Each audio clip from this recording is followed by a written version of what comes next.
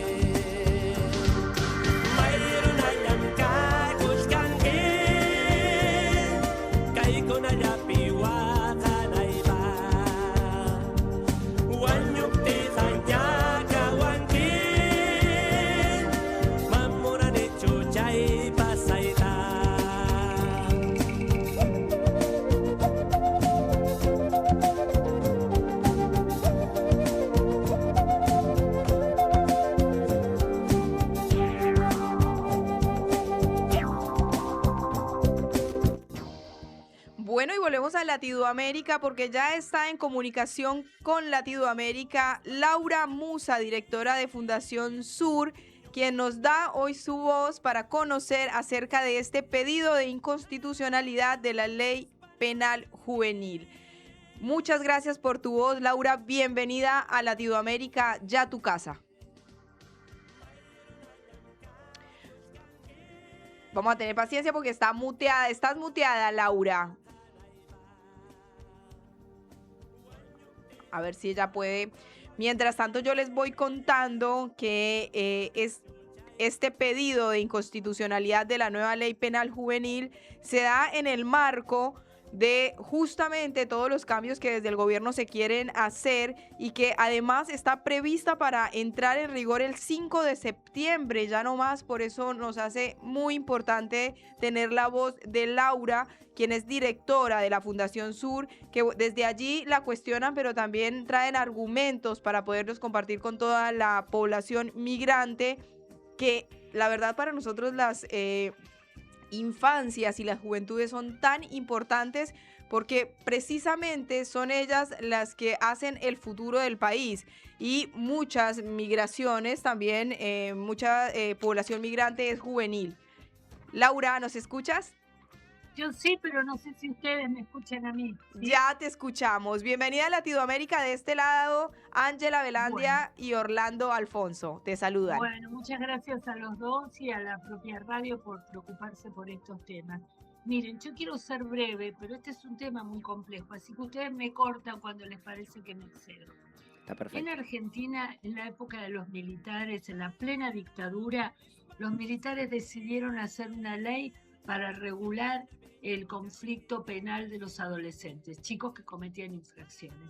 Y tuvieron una decisión terriblemente propia de la dictadura. Dijeron, para los menores de edad, ningún debido proceso, como tenemos los adultos. Aún en la dictadura había formalmente un debido proceso, es decir, te acusan de algo, aunque mientan, pero te acusan de algo, tienes derecho a defenderte, a tener un defensor, y a que haya una sentencia que luego te obliguen a cumplir.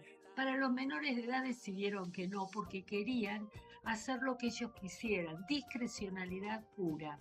Entonces, un chico en Argentina de clase media que cometía un delito era una travesura, y los jueces de menores llamaban a su familia para que lo lleven al psicólogo o demás. Nunca en la Argentina hubo chicos privados de libertad que no fueran pobres, bien sesgado.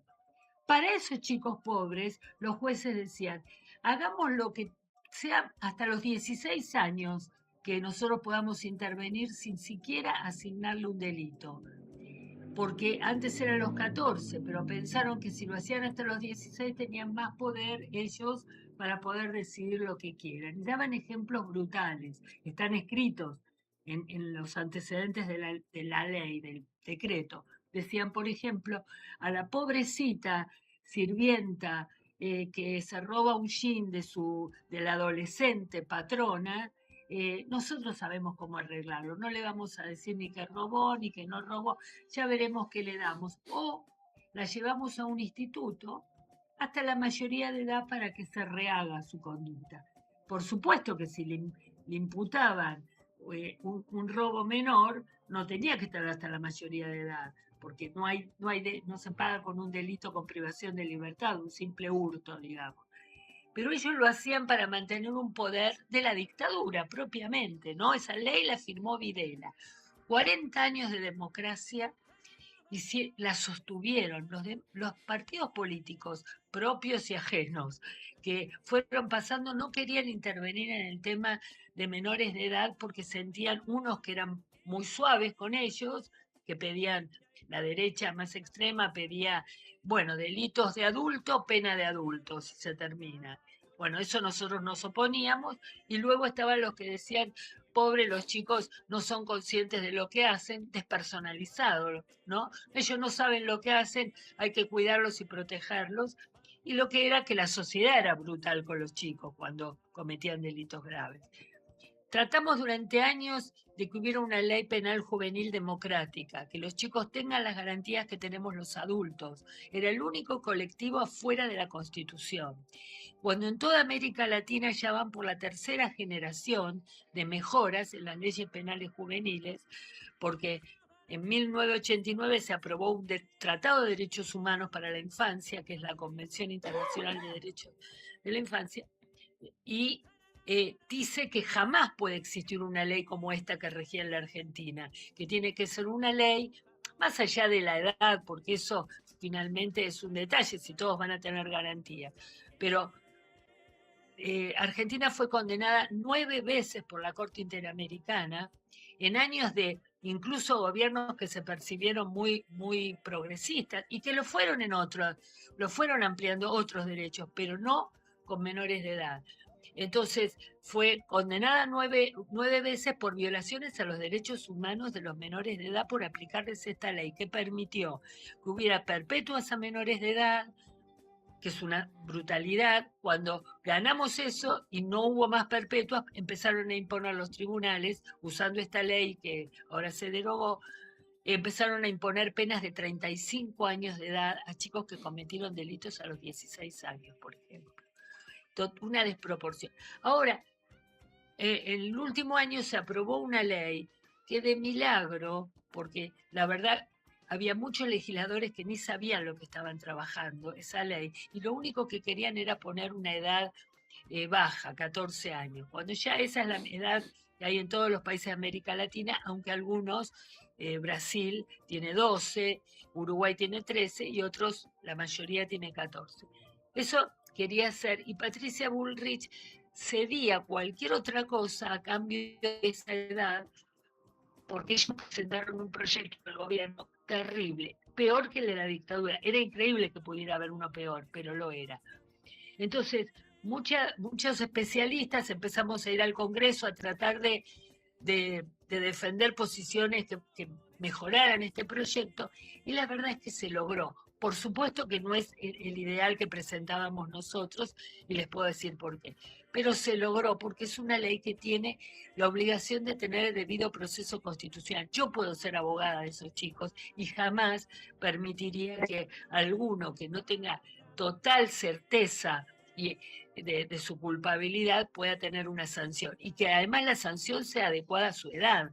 No cualquier delito es para sanción. Y ahora, para sorpresa nuestra, surgen quienes nunca estuvieron actuando contra la ley de la dictadura, nunca pidieron la inconstitucionalidad, pidiendo la inconstitucionalidad de esta nueva ley, que no se aplique y que se vuelva a aplicar la ley de Videla.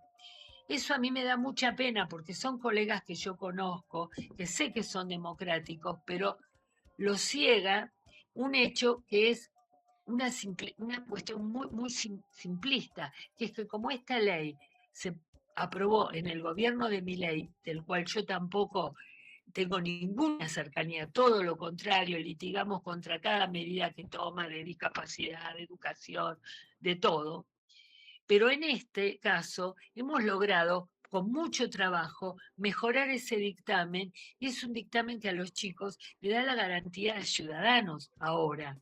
Y después, por supuesto, mejoraremos. Yo estoy en contra de muchas cosas de la ley. Por ejemplo, penas altas, 15 años. Pero incluso por esa ley, yo creo que las penas tienen que ser no más de 3 años, 5 años como máximo para los delitos graves, para los chicos más grandes. Pero, y eso decían nuestras leyes que no fueron aprobadas, justamente porque no provenían de quien era gobierno en ese momento. Digo Cristina, digo Néstor. Entonces, ellos no aprobaban tampoco lo que venía de los que no profesábamos esa condición política. Entonces, lo que quiero decir es, no tratemos de volver a la ley de Videla, porque me parece poco serio que quienes nunca litigaron, y lo digo porque desde la Fundación Sur hay habeas que ya se enseñan en todas las facultades de Derecho. Nosotros hemos hecho habeas por los chicos menores B14 que estaban presos en institutos creados para no punibles. Es decir, no era un error. El gobierno nacional creó institutos cerrados para que los chicos estén ahí permanentemente, chicos que se presumía que habían cometido un delito, pero que como no eran imputables, no se los imputaba el delito, o sea que no les daba derecho a defenderse. ¿De qué? Si no, y los condenaban a estar encerrados sin ninguna sentencia. Era una locura que mientras ampliábamos derechos para nosotras de género, para las mujeres, para las diversidades sexuales, se fueron ampliando derechos. En ese mismo momento igual, para los menores de edad, atrás de los muros de los institutos de menores, nadie sabe nada, nadie hace amparos, nadie hace habeas. Entonces, bueno, lo hicimos, hemos ganado varios, llegamos hasta la Corte Suprema diciendo que había que derogar esta ley. ¿Y saben quién votó en contra? Parece mentira, Zaffaroni. Zaffaroni dijo que él estaba en contra de la prisionización para los adultos, porque él cree en la libertad. Es una corriente del pensamiento que de muchas garantías, pero no para los menores de edad, porque mejor es tenerlos encerrados para protegerlos. Entonces, la verdad es que yo le decía, si usted fuma, yo no lo voy a encerrar para privarlo para asegurarme que usted no fume y lo hago por su bien, ¿verdad? Digo, tengo que darle todo el derecho y si el Estado no puede proteger a los chicos fuera de las instituciones carcelarias, es un problema del Estado, no de los chicos. Entonces, en resumen, estamos muy avergonzados de que haya un colectivo que ha trabajado mucho en derechos humanos que pida volver a la ley de la dictadura. La verdad que es como dijiste cuando comenzaste la charla, son muchos temas que llevan a lo mismo, ¿no? A la protección de las infancias y las juventudes, quizás desde nuestro lugar, ¿no? Orlo, que también estábamos acá como un poco preguntándonos muchas cosas, pero también aprendiendo mucho de lo que nos cuentas. Yo tengo conocimiento, por ejemplo, de la GOTE. En algún momento estuve en ese lugar porque hice talleres de radio y me salí de ahí rápidamente porque me parecía un lugar que no estaba preparado para recibir a las juventudes. No sé, me pareció muy, muy cruel. No sé qué piensas. Mira, tomando lo que vos decís, no solo había talleres de radio, a veces había talleres de mimos, y nosotros parecíamos, viste, la versión amarga de la vida, porque decíamos, si estos chicos no les respetan su condición jurídica, les pueden dar todos los talleres del mundo, pueden... y si a vos te encierran ilegítimamente, te pueden encerrar en el hotel más lujoso de Puerto Madero, pero vos no vas a conseguir tu libertad, tu vida. Entonces, digo, eso de los talleres, era gente muy buena la que iba porque lo hacían generosamente, nadie cobraba o cobraba muy poco, Ujú. pero la verdad que el problema era que esos chicos no tenían que estar presos. No tenían que estar presos porque no había sentencias que así lo indicaran. Habría presunción policial. Encima, la policía argentina, la bonaerense, no son la gente más digo, más adecuada para, igualmente no era legal, pero la policía era la que decía, yo vi a este pibe robando, y ya estaba, con eso bastaba. Los jueces decían que por su bien y para protegerlos, por eso la palabra tutelar en la Argentina está tiene mucha sangre atrás, porque en nombre de la tutela, como pasaba con las mujeres, tenía que firmar el marido por ella porque era para cuidarlas, porque éramos tan tontas que no podíamos tomar la decisión nosotras mismas, digo, en otros años, ¿no? Hasta el 68 en la Argentina, no, no tampoco es en la prehistoria. Con los chicos pasa ahora, y sigue pasando porque este debate está muy álgido Ujú. todavía, que en nombre de la protección, en nombre de la tutela, te borro los derechos, me los tomo yo los derechos y yo te digo que es bueno para vos o no. Cuando en un Estado de Derecho la ley es igual para todos, para los chicos de las clases altas, que no son travesuras, son delito igual que lo puede cometer el chico más pobre y tendrá a lo mejor algún perdón el chico más pobre por alguna circunstancia de formación o demás. Tendrá todavía mejores atenuantes, digamos.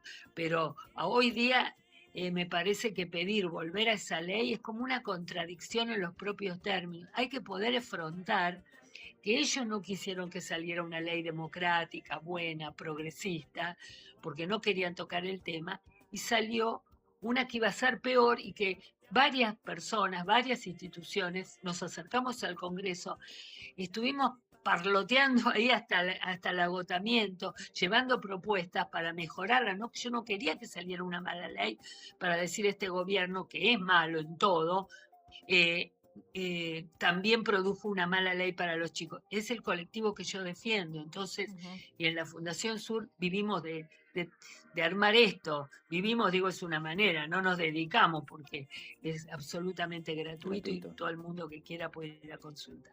Laura, una consulta. En esta ley que proponen ustedes, ¿cuál es, digamos, el punto fuerte o el mayor avance en función de garantizar el debido proceso de los chicos? Mira, la ley está nueva, nosotros no la propusimos, la Sí, verdad es que lo que hicimos fue tratar de que no fuera tan grotesca como la había mandado el presidente Milei. Y hemos conseguido algunas ventajas y otras no, fuimos derrotados. Las ventajas son que los chicos no pueden tener ninguna disposición policial.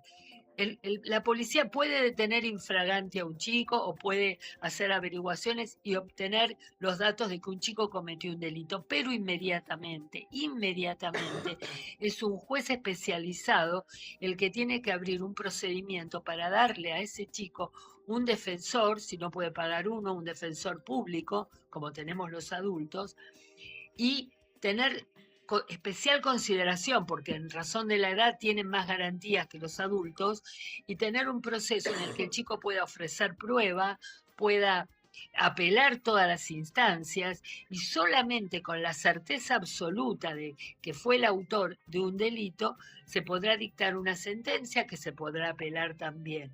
Eso no existía, era a dedo. Ustedes no pueden creer porque nadie viviendo en este siglo puede creer que un chico pasara hasta la mayoría de la edad, porque suponete que a los 12 años lo encontraban, porque no era que a los 16 empezaba y se bajó a 14, era sin edad para abajo, Mm. desde los 16 a cualquier edad. Por eso estaban estos institutos de menores para chicos no punibles, que eran los menores de 16, con presupuesto estatal, a donde probablemente ibas sí. a hacer los talleres.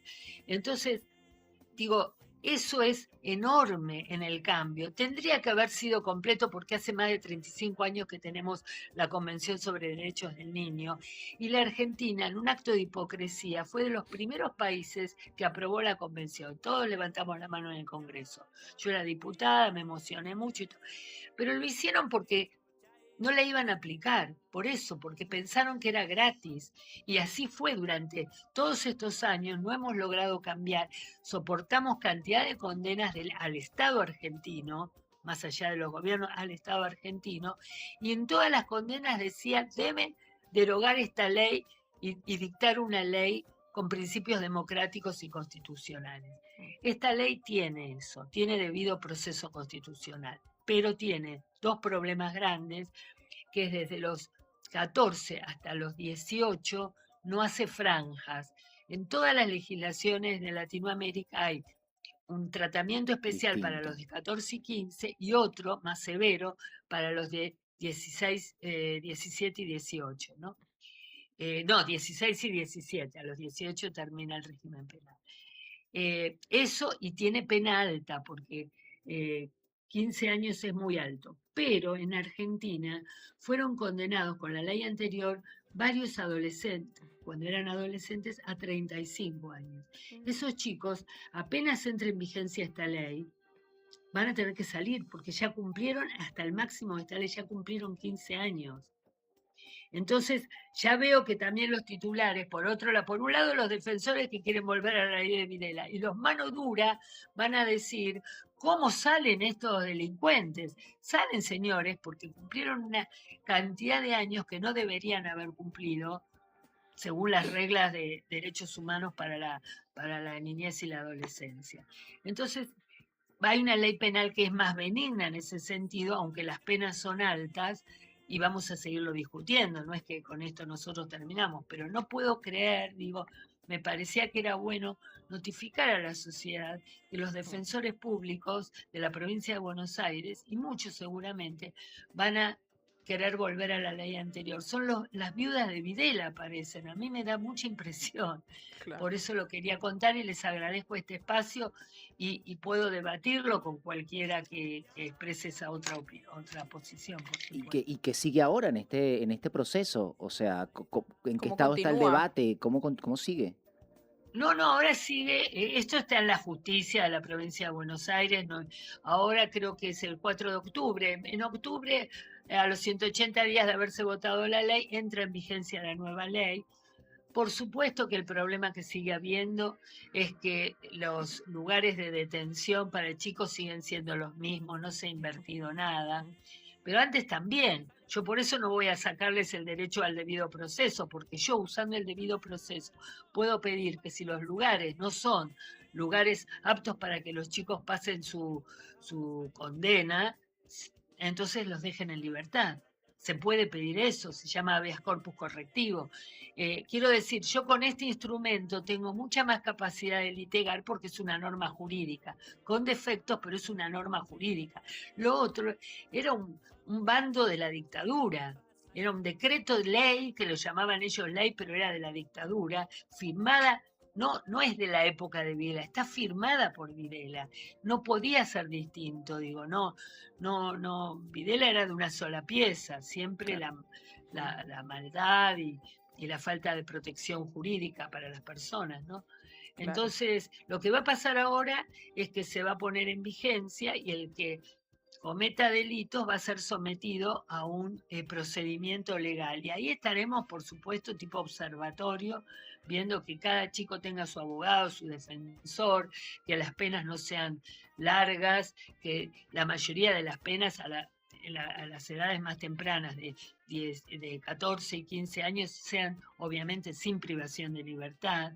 Hay muchas medidas que se pueden tomar de no ir a determinados lugares, de no hacer determinadas cosas, hasta de trabajo a la sociedad, de algún aporte, qué sé yo. En Brasil los chicos infractores con condena, todo, terminan haciendo plantines en la municipalidad, atienden a sus madres, las madres trabajan también para que no le pase a sus otros hijos el problema que han tenido estos chicos de infringir la ley.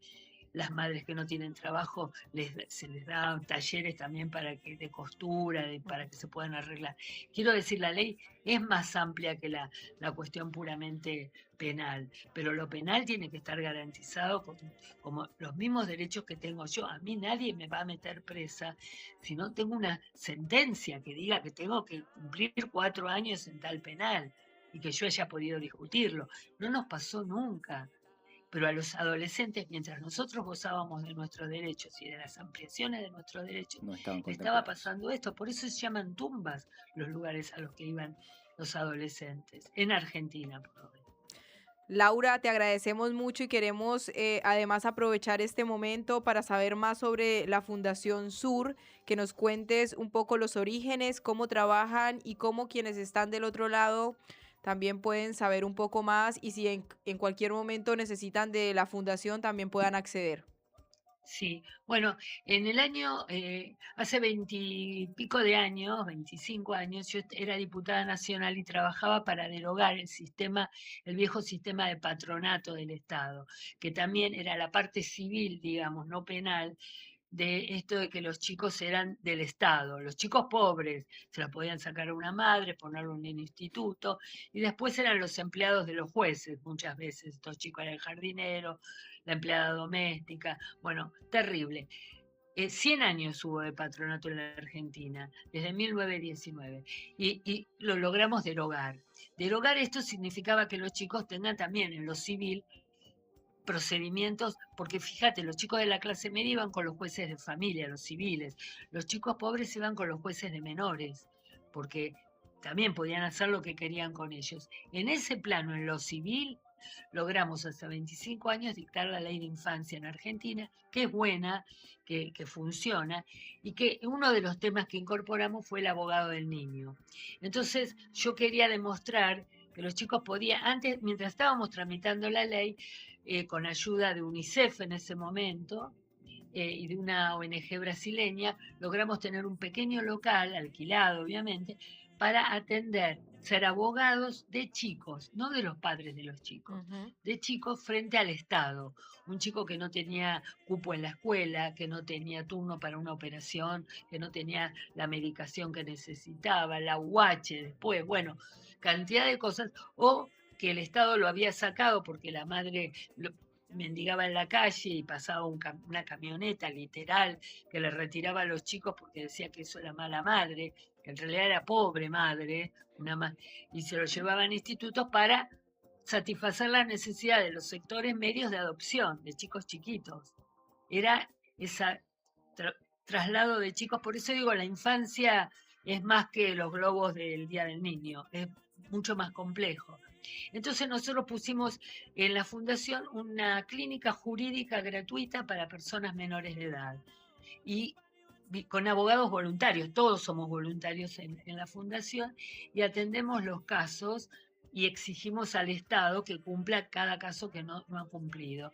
Y tenemos nuestros clientitos y adolescentes que tienen problemas, porque hay adolescentes que son madres, que les sacan a sus hijos, que después los quieren recuperar. Digo, a medida que crecen se complejiza mucho más. Y sigue habiendo mucho chico en instituciones de albergue de chicos, que en Ujú. realidad no trabajan para que la familia pueda tenerlos, sino para acusar a la familia de que no han podido mantenerlos bien. Bueno, y en eso litigamos. A eso se dedica la fundación, Ujú. a ejercer presión en el Congreso por proyectos de ley, por eso intervenimos en esta. No teníamos diputados amigos, nada, era solamente tratar de evitar una catástrofe con una ley que era peor que la de la dictadura. Y en el teléfono que ustedes tienen para comunicarse conmigo es el teléfono de la fundación, que está disponible para quien lo solicite.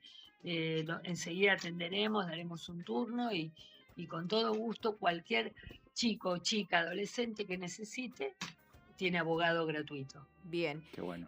Laura, una última pregunta ya, porque bueno, se nos acaba el tiempo. Es muy interesante todo lo que nos cuentas, no solo interesante, sino necesario también para conocer más acerca de esta nueva ley penal juvenil. ¿Atienden hijos de migrantes? ¿Han tenido algún tipo de caso de migración dentro de su fundación? Sí, hemos atendido muchos chicos migrantes de Bolivia sobre todo. Y en realidad fue para exigir que se hagan más rápido los trámites, porque eran chicos que no accedían en su momento a la computadora que daba el Estado porque no tenían los papeles en regla. Bueno, todo lo que sea civil de migraciones, no propiamente hacer los trámites migratorios, pero sí que por defecto de sus trámites migratorios, o incompletos o todavía no iniciados, tuvieran alguna carencia de algún otro derecho que la ley le otorga a todos los que vivan, a todos los habitantes, ¿no? Hay que ser ciudadano nativo, a todo habitante. Las leyes, sobre todo las de infancia, son universales, así que son para todos los niños. Entonces, cualquier migrante, y si hemos atendido, mirá, solo como para cerrarles con una anécdota, una chiquita peruana que había venido sin permiso del padre porque era golpeador de la mamá llegó, y en la fundación regularizamos todo esto. El otro día pidiendo un caso especial que teníamos en la Casa Cuna, es el hospital El Gutiérrez no es el Gutiérrez, tiene otro nombre, pero es la Casa Cuna conocida de Constitución en la ciudad de Buenos Aires. Yo pedía por un chico que era de provincia, pero necesitaba un tratamiento urgente, que se lo estaban negando, y la médica que lo atendió había sido esa chica peruana que vino a los 5 o 6 años y me dijo que era un gusto. Bueno, todavía estoy llorando de la emoción, pero así es. Y ella consiguió la medicación y todo para el niño.